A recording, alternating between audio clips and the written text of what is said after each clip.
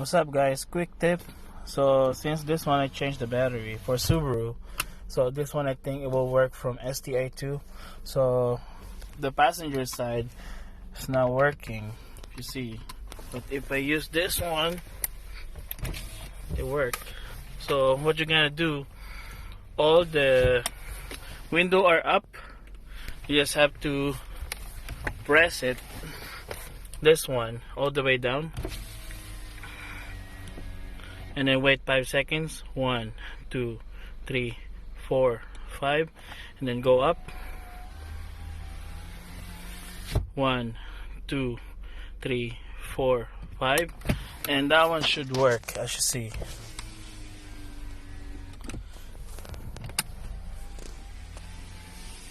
So it's a quick tip.